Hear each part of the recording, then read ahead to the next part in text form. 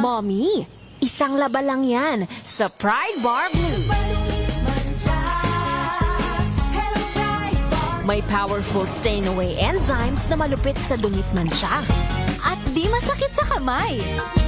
Isang laba lang yan. Hello, pahinga! Hello, Pride Bar Blue. ACS. May nagbago. May arte?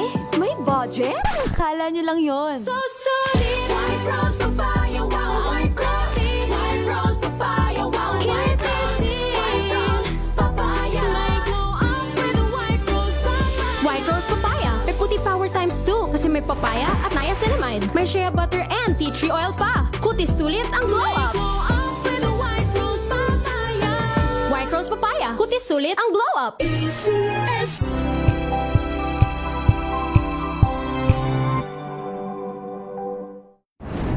Kung good vibes ang hanap mo, dito ka na sa sigurado! Mula sa mga istoryang nagbibigay ng inspirasyon hanggang sa mga kwentong may dalang solusyon. Mga balitang pampagaan, pakiramdam at pampaganda ng araw. Hindi lang basta good news, kundi the better news. Mula Lunes hanggang Biyernes, 1:00 ng tanghali sa DZRH TV.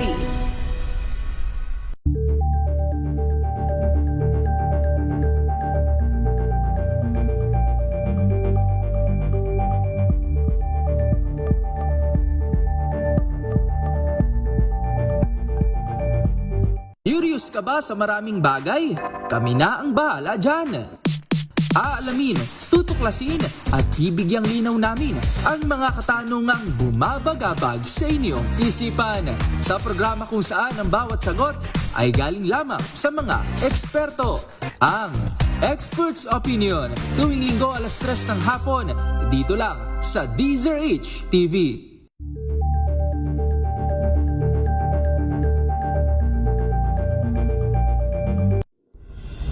Tuloy-tuloy Bachero ng bayan, Katunying, at Ka-Jerry. 2x2.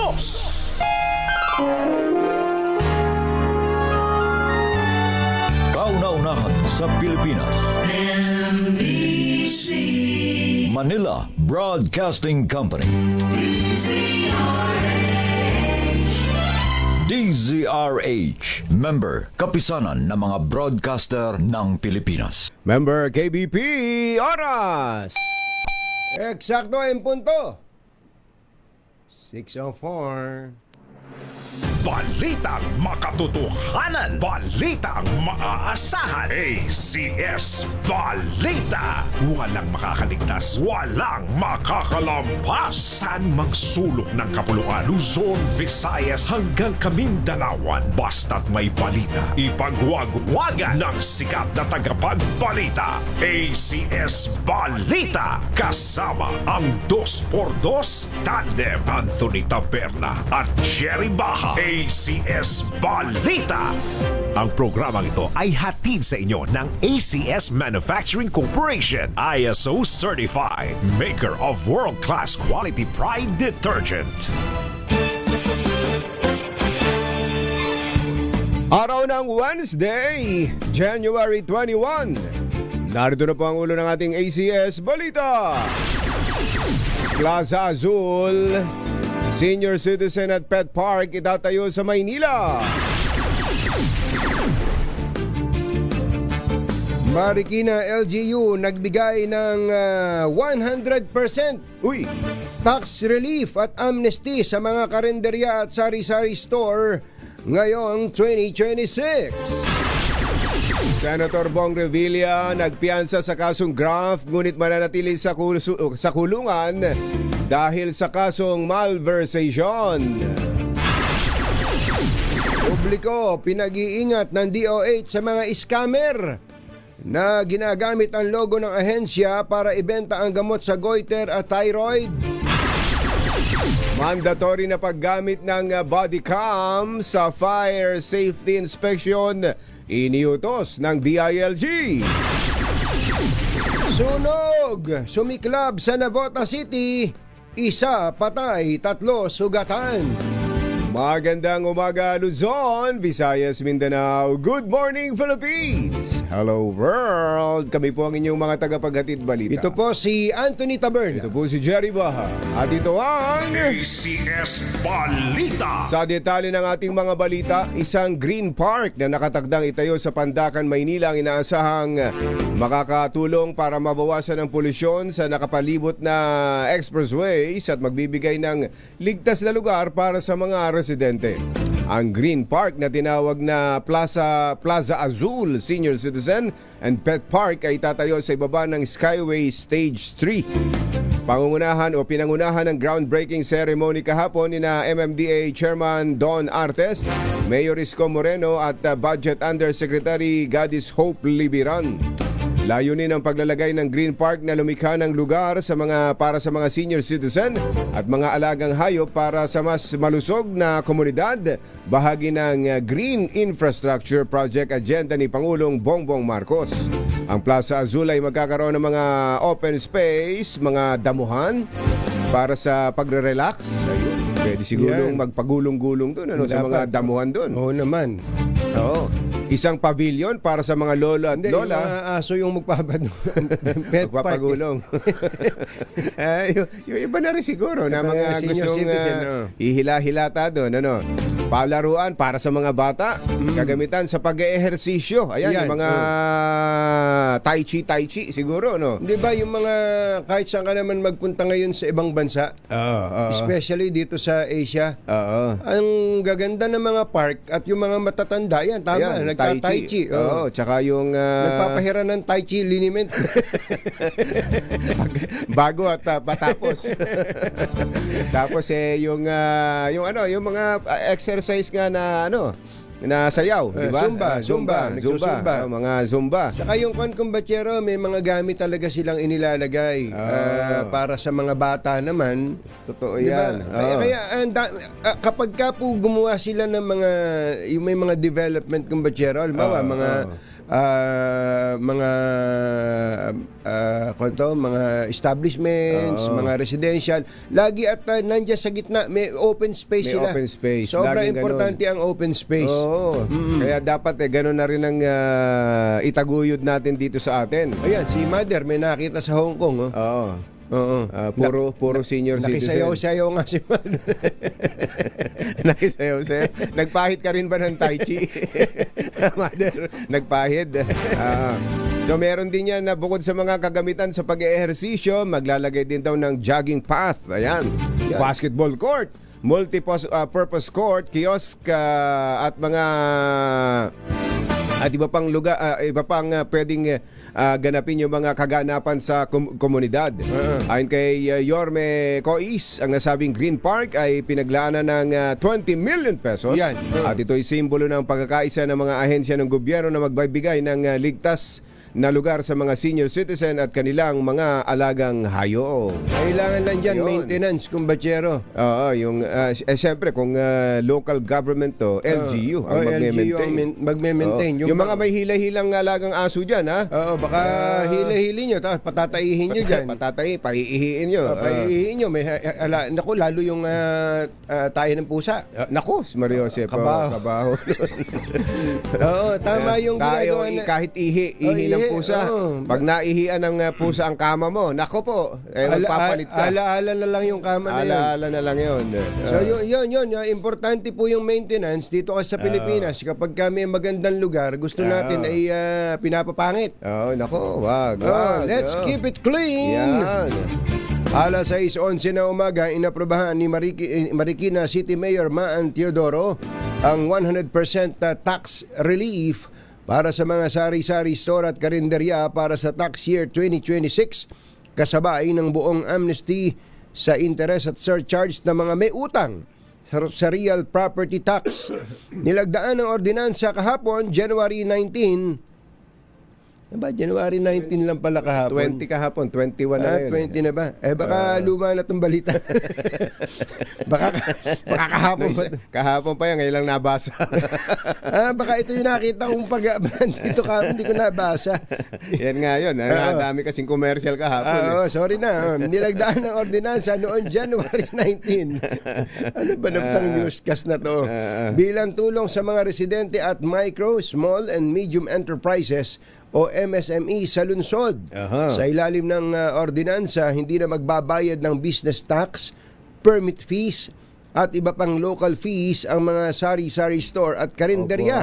Yun. Mula January hanggang December 2026, basta't hindi nagbebenta. Hindi nagbebenta ng alak o sigarilyo. Magaling din naman to. Ayun. So requirement yun. Pag walang alak at sigarilyo. Pag walang alak at sigarilyo, dun lang sila makakalibre. Bibigyan po ang mga kwalipikadong negosyo ng Certificate of Exemption ng Business Permits and Licensing Office.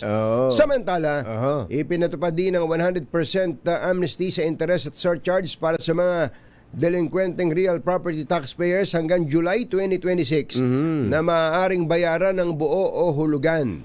Pinalawig pa din ang deadline ng business permit renewal mula Enero 20 hanggang Pebrero 28 nang walang surcharge o penalty. Sa Marikina yan, Marikina. Sana pareho din sa ibang mga mga LGUs. Ganun na rin ang gawin, ano? Magaling to, mainam to. Dito ba sa Manila, si Kalevi pa rin ang nasa business permit? Malamang, alam mo naman si Levy. Kuya Levy, untouchable yan. Subukan lang nila. Hinahanap ka ni Jen Sobardiaga. Yun. Samantala, nagpiyansa ng 90,000 si dating Senador Bong Revilla kaugnay ng kasong graft na isinampa laban sa kanya na nagugat sa 92.8 million ghost project sa Pandi, Bulacan. Naharap ang dating senador sa mga kasong graft and malversation of public funds sa Sandigan Bayan, 4th and 3rd Divisions. Tanging sa kasong graft lamang nakapagpiyansa si Revilla dahil hindi maaring piyansahan ang kasong malversation. Ibig sabihin, hindi pa rin siya maaring mabigyan ng pansamantalang kalayaan kahit na makapagpiyansa sa ibang kaso dahil nga dito sa kasong malversation. Alas 6:14 na ng umaga, Lakyam, Chapsihon, Mr. Jalamtang, tanghali na. Nagbabala ang Department of Health sa publiko kaugnay ng pekeng social media accounts at websites na gumagamit sa pangalan ng kagawaran para magbenta ng mga supplement para sa goiter at thyroid disease. Ayon sa DOH, ginagamit po ng mga mapanlinlang na advertisement ang logo ng ahensya at maging ang mga pangalan ng mga kilalang health experts para magmukhang legit ang kanilang ibinebentang produkto. Talaga. Paalala ng ahensya sa publiko, maging mapanuri at huwag i-share ang mga hindi beripikadong health information sa social media para hindi magdulot ng alarma o pangamba. Nung isang araw lang, ang dami ko na namang PM na natatanggap. Yung buti nga at nag-PM kayo sa akin, yung ibang mga kababayan natin, matatanda pa ano naman. naman ang binebenta mo raw? Meron daw akong binebentang kape na mainam daw sa alta presyon. Sabi ko, hindi ba nakapagpapapalpitate niya? Hindi, kung ano-ano yung, ano ba pangalan nung sinagot ko naawa nga ako dun sa... ano yan, sa Facebook pa rin? Facebook, Ayun ang kumbatsero, sinasabi natin, ako daw ang endorser no. Sabi ko, hindi ako nag-endorse ng kape. Ano ba yung ako na yun? Basta. Hindi, akala siguro part nyo ng Cotton Yings kape. Oo, kung part ng Cotton Yings kape, papangalanan ko na pong Cotton Yings yun. Uy, si Wonder Woman, ang ating public service. Karangalan po nga makita namin si Wonder Woman na hindi nakabikini. Kundi nakapantulog. Miss May Binauhan. Ay, mag-ingat po kayo ha, mga kababayan, doon po sa mga ako, ang dami ko ng ganyan. Lagi na lang akong ginawa na ako endorser na kung ano-ano mga produkto. Nakaraan yung barley, barley, tapos yung at sinabi nakapagpagaling daw dun sa anak ko. Ang dami nilang naloloko, kumbachero. Kaya dapat na mayroon talagang mga nasasampulan niya. Ayan, binanggit ng DOH yan. Sa online, ang daming nagbebenta ng kung ano-ano, nakalagay, DOH, approve, BFAD, approve. Yeah, Diba? si Doc Tony Liachon, lagi ding si Doc nadadali Tony. ng deepfake yan. Doc Tony, yan, tama, si Doc Tony. Yan. Sana yung Facebook, lalo na yung Facebook, kumbachero. Facebook, yung TikTok. Ayun. Ay baka pwede kayo na ang mag self-regulate, ano? At ang DICT, kailangan kumikilos ng maaga dyan. Alas 6:17 ang ating oras. Maya pa ba kay Kongan mga kabalen? Gising na ba kayo? Mandatory na ang paggamit ng body cameras ng mga fire safety inspectors sa pagsasagawa ng inspeksyon sa mga establishmento upang mapigilan ang katiwalian sa hanay ng Bureau of Fire Protection. Sa lalim ng bagong polisiya ng DILG, kailangang i-record mula simula hanggang matapos ang fire safety inspection. Mula sa pagsusuot. Magsisimula ang video recording sa fire station pa lang bago umalis. Tama. Hanggang sa biyahe, aktual na inspeksyon ng establishmento, maliwanag na mga findings at hanggang sa maisauli ang body camera sa itinalagang kustodyan ng BFP. Ayon sa DILG, personal na mananagot ang fire safety enforcer sa hindi tamang paggamit ng body camera, habang ang hindi makatarungang pagre-record o anumang panghihimasok sa video footage ay ituturing na misconduct. Pagdating sa establishmento, obligado ang inspektor na banggitin sa video ang kanyang pangalan at ranggo, lokasyon at petsa at oras uri ng inspeksyon at pangalan ng negosyo. Dapat ding ipaalam sa may-ari o kinatawan na ang inspeksyon ay nire-record. Ito, magandang Secretary John pamamaraan Vic ito. Rimulya, very good to. Very good ito, sa matagal ng reklamo dyan sa Bureau of Fire Protection. At maganda ito, kumbatsero, gamitin na rin sa ibang ahensya ng gobyerno. Hindi ba yung halimbawa ay sa BIR. BIR, yes. Sa BIR, halimbawa, mag-i-inspection ng BIR. Bago mag-issue ng o kaya kapag nag-issue na ng LOA. Yung LOA pala babalik na. Mission order. Ayan, ibabalik na yan. LOA, di ba? Mas mainam ho yung report ng BIR ay may kasabay na video camera. May attachment. Tapos kung paano siya nakikipag-usap. Ayan, yun. Yung transaksyon, yung negosasyon. Pati siguro, total na mahilig na tayo sa video ngayon. Pati yung mga tresurero.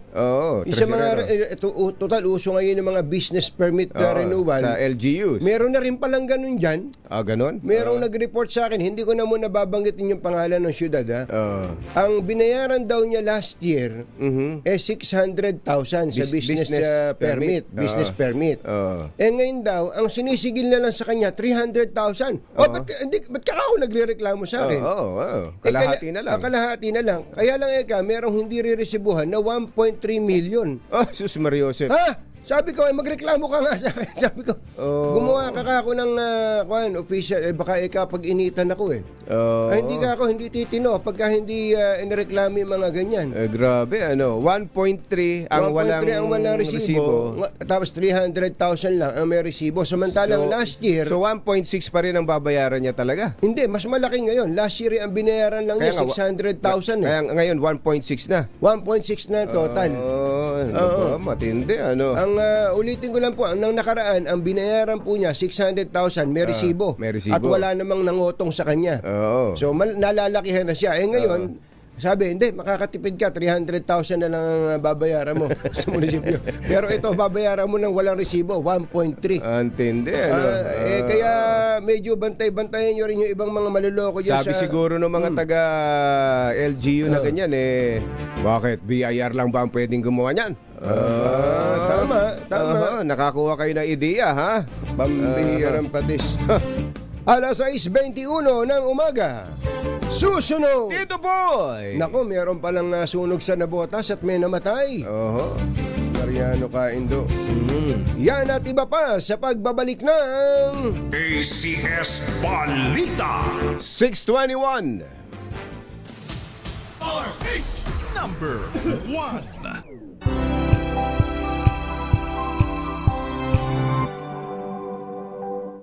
Sinisiguro kong tama ang aking choices. Tamang pagkain, lifestyle at ang partner ko, MX3 Capsule. Gawa ito sa ISO at GMP certified na planta. Tested and proven na may alpha, beta at gamma mangosteen. Helps avoid knee joint pain discomfort. Iwas-iwas sa sakit. Kailangan lang na long-term ang pag-inom. 2 capsules araw-araw. MX3, dito ako believe. Mahalagang paalala, ang MX3 capsule ay hindi gamot at hindi dapat gamiting panggamot sa anumang uri ng sakit.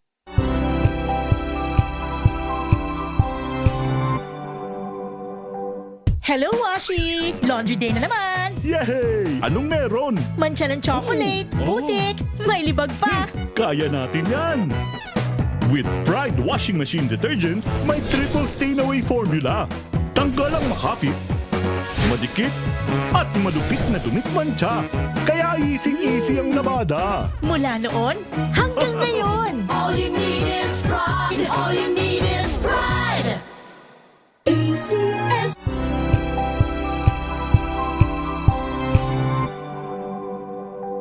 Tuloy ang pagtulong, tuloy-tuloy ang pagseserbisyo at tuloy-tuloy ang balitaan kasama si May Binauhan sa Operation Tulong mula Lunes hanggang Biyernes.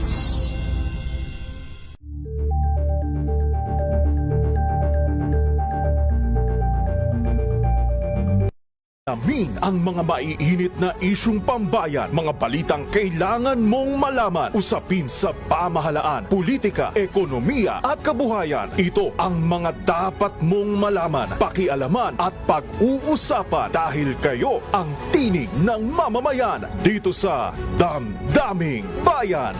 Live sa DZRH Radio, DZRH TV at DZRH Digital. Kasama sinalakay Deo Macalma at Elaine Apit. Araw-araw, Lunes hanggang Biyernes. Damdaming Bayan.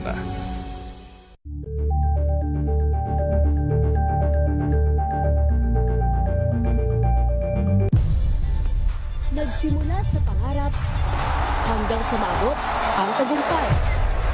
Iba't ibang kwento, iba't ibang mukha ng atletang Pilipino. Mas pinatindi, mas pinalakas, at mas pinaaksyon sa Match Point tuwing Sabado, 12:30 ng tanghali sa DZRH TV.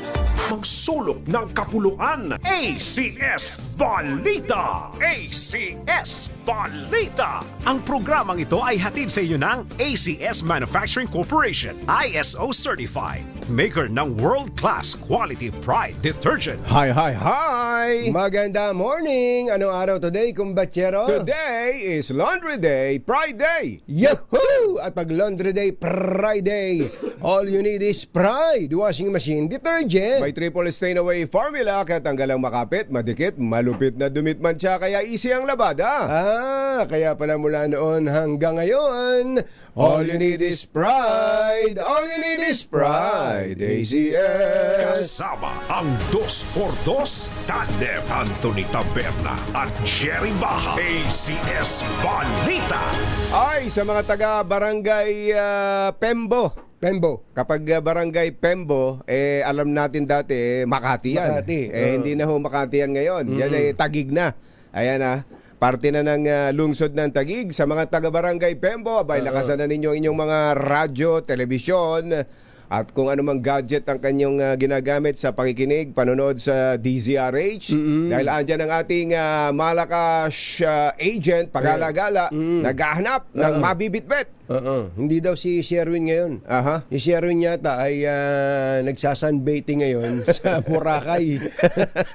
Talaga? Sino mo nga naman ito si Sherwin? Tapos may hawak-hawak na cocktail glass. Tapos merong strong malaking ganon. Tapos merong bubong yung may payong yung baso. Tingnan mo nga naman si Sherwin, ano? Huwag ka magbibikini dyan. Hayaan mo na si Wonder Woman. Sino muna ngayon ang nasa malakas promo natin? Si Don Celso. Si Don. Si Don Carlos. Naku, big time yan. Big time yan. Baka hindi lang 1,000 madali yan. Palagay ko. Mas malakihan itong ipamimigay ngayon, ano? Saan nga uli? Barangay Pembo sa Taguig. Ayan, Lakasan na ninyo. Pag may nakita ho kayong pag-alagala dyan na mukhang Don, si Don Carlos na yan. Nakapamewang. At nakapamewang. Hindi ho si Don Pepot, ha? Pero ito batang-bata. Batang-bata ito. Batang-bata ho itong si Don Carlos. At may mga dalang ipamimigay sa inyo. Kaya lakasan na ninyo ang iyong mga radyo. Yan. At ang ating word of the day. Ready na ba kayong tandaan ang ating word of the day para manalo ka ng DZRH Mini Component? Eto na! Ay! Lock up. Yan, lock up. Lock up. Ibig sabihin, nakakulong. Nakakulong. Nakabilanggo. Malapit na rin daw tayo ma-lock up dahil meron pa tayong 16 minutes. Na commercial.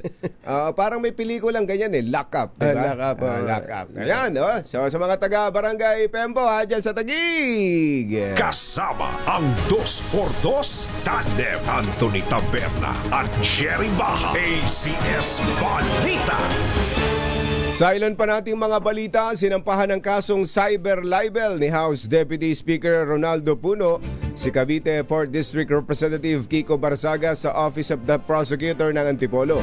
Kaugnay ito ng Facebook post ng kongresista na inakusahan ng mga miyembro ng National Unity Party na tumanggap ng suhol mula sa negosyanteng si Enrique Razon para suportahan ang speakership ni late Representative Ferdinand Martin Romualdez noong 2025. Sa kanyang reklamo, binigyang diin ni Puno ang malisyoso at mapanirang impormasyon na ipinakalat ni Barsaga sa kanyang Facebook account na pasukan niya sa cyber libel. Sagot naman ni Barsaga sa kaso, handa niya itong harapin sa korte. Ito yung parehong kaso yung nature ng kaso na i-file ni EKR. Na nagsorry na si Kiko Barsaga. Nawala nga daw yung pusa Nawala yung wala mo ng meow-meow ngayon gano'n. Nung nag-sorry siya, dapat naman. Ito hindi kasi ito laughing matter. Totoo yan. Yung mga ganyang mga akusasyon. Official complaint na to. Correct. Sa piskalya. Samantala, isa ang patay habang 3 naman ang sugatan sa sunog na sumiklab sa Navotas City. Nangyari ang sunog sa isang storage facility ng iba't ibang events, decoration at furniture pasado alas 12 ng tanghali. Ayon sa mga otoridad, natukoy na ang nasabing biktima na isang 20 anyos na lalaki at pinaniniwala ang residente ng Cavite. Nagtamo naman ang mga sugat ang 3 individual kabilang ang isang senior citizen. Tinatayang aabot sa 5.2 million pesos ang halaga ng iniwang pinsala ng sunog. Pinalawak ng Double Dragon Corporation na pinamumunuan ng negosyanteng sina Edgar Injapsia at Tony Tangkakyong ang global footprint nito matapos ihayag ang pagpasok ng Hotel 101 sa Australia. Sa anunsyo nito, itatayo ang pinakamalaking hotel sa Melbourne batay sa bilang ng kwarto. Ayon sa kumpanya, lumagda na ang Nasdaq-listed subsidiary nitong Hotel 101 Global Holdings Corporation sa definitive binding agreements para sa pagtatayo ng 766 room Hotel 101 sa Central Business District ng Melbourne. Intindi, no? Intindi niyang Hotel 101.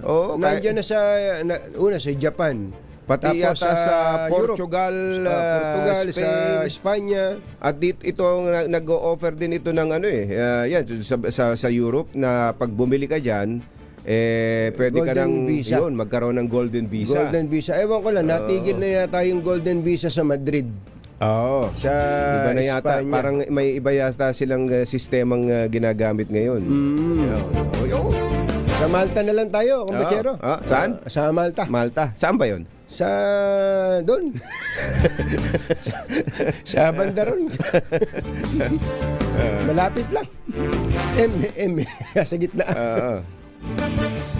Nakatakda pong maglabas ng resolusyon ng DOJ para sa 5 kaso kaugnay sa Ghost Flood Control Project sa Bulacan sa darating na Biyernes, Enero 23.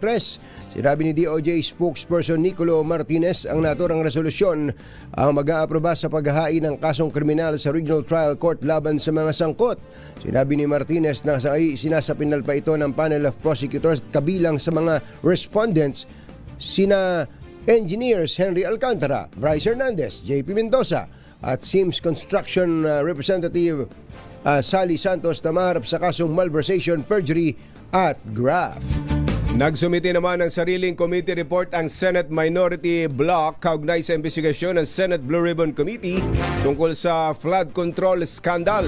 Sinabi ni Senador Rodante Marcoleta, isinumiti nila ang naturang report noong December 10 at pirmado ng 6 sa 9 na miyembro ng minorya.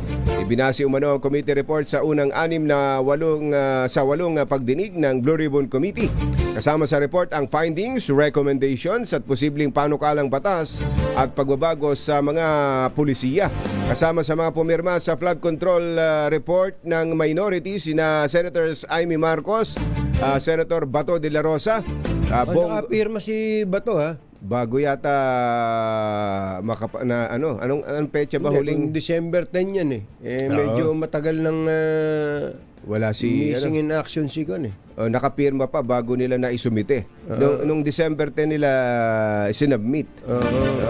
Baka tama baka November pa nakapirma na. Si Senator Jinggoy nakapirma rin at Senator Robin Padilla. Ayon kay Senator Marcoleta, hindi nakapirma si Minority Leader Alan Peter Cayetano dahil may sakit ito.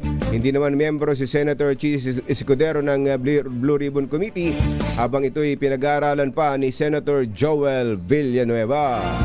Pinanata ng Malacanang ang pahayag ni Davao City Representative Paulo Duterte na scripted ang impeachment complaint na inihain laban kay Pangulong Bongbong Marcos. Ayon kay Palace Press Officer Claire Castro, walang katotohanan ang aligasyon ni Kong Pulong na ang naturang na ang administrasyon din ang nasa likod ng naturang impeachment case.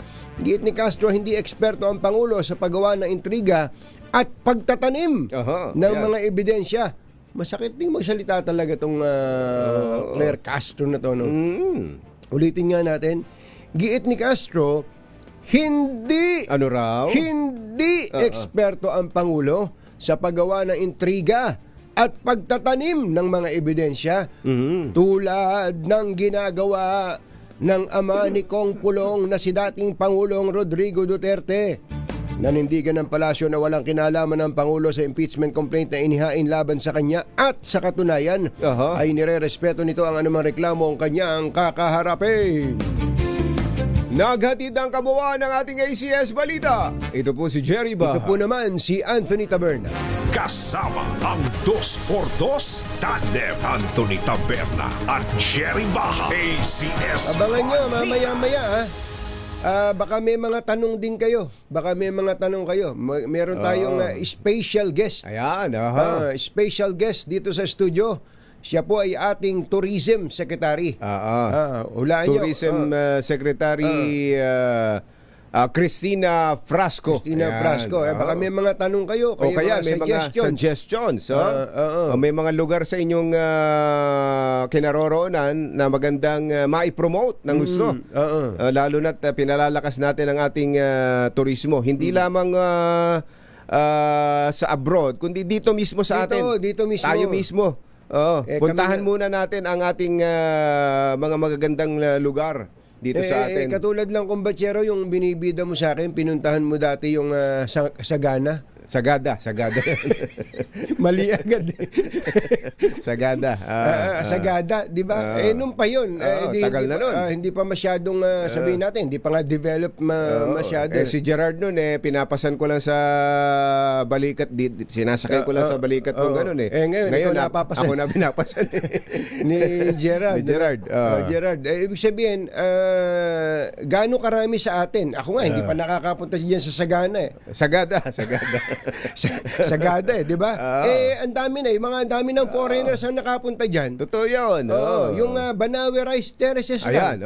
Puro na lang tayo sa postcard natin nakikita. Samantalang yung Batanes. Batanes. Napuntahan mo na yan. Nakapunta na ako dyan.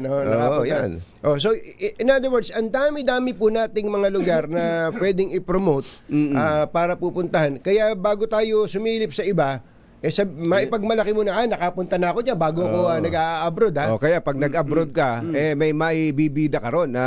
Sa amin, may mga ganito. Punta kayo. Ayun, Ayan, tama. ganon. Mamaya po, ulitin natin kung meron po kayong mga tanong o suggestions sa ating pong Tourism Secretary. Darating po siya dito sa ating studio. Oras po natin, Achi Ahya, Mr. Jalomtang, Lakyam Sam Lakhon, 6:36 na umaga. Balitang makatoto.